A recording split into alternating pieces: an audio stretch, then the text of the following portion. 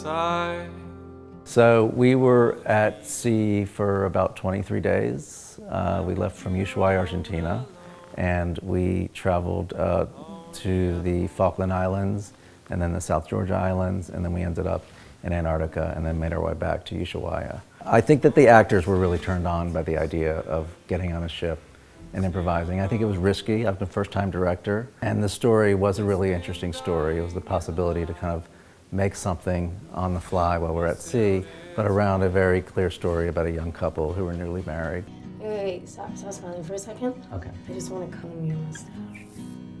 The actors really were just phenomenal at going the distance. We all knew that we were on the ship for a very fixed amount of time, that the geography we were passing was finite. We weren't going to pass it again. The conditions were just the moment. And then it was light all the time. I mean, it was really, we didn't have much darkness, so it was kind of this beautiful twilight, almost 24 hours a day.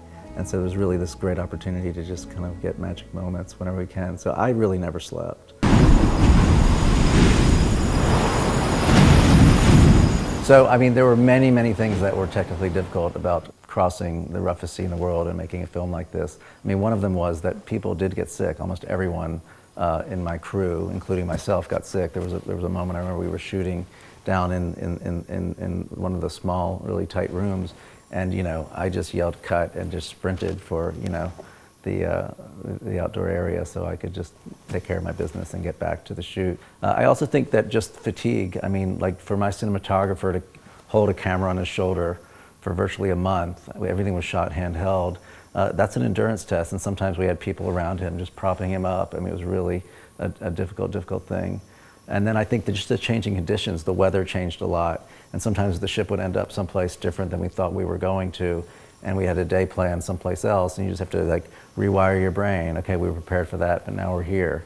We really didn't often know exactly how a scene was going to land, and once it landed, I would take it back to a room we had created next to the kitchen, where I had an editing crew that was editing what we were working on. Bunk beds. It's bunk beds. The cramped spaces on the ship were very, very difficult, and I had at least the inkling of an idea before we left New York to buy a couple of mirrors that maybe we could use in the rooms.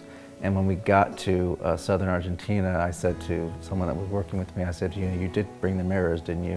And like, no, we actually never got the mirrors. And I was like, we're not getting on that ship without those mirrors. And they had to like scour Ushuaia, Argentina to find these little mirrors that they thought I was insane. I was kind of just driving them nuts. And they were really the key to shooting in those small rooms. We were always shooting through mirrors. We basically had the mirror that was on the ship and another mirror on the other side, and we were constantly using those to kind of get an angle we needed. There are moments in the film where the ship is hitting really, really intensely rough waters. And those are moments where you're like, wow, can this ship really handle this? I mean, if you asked my crew, many of whom were living in the, in the bottom of the ship, that moment crossing the Southern Ocean when we were right in the middle, kind of the roughest part, and then the moments where we started hitting ice in the middle of the night, when you really start realizing that you're heading into, deep Antarctic waters, and ice is rubbing up against the ship. It's really a creepy, eerie sound to hear ice scraping up against the hull of the ship, and it's not something that's comforting at all.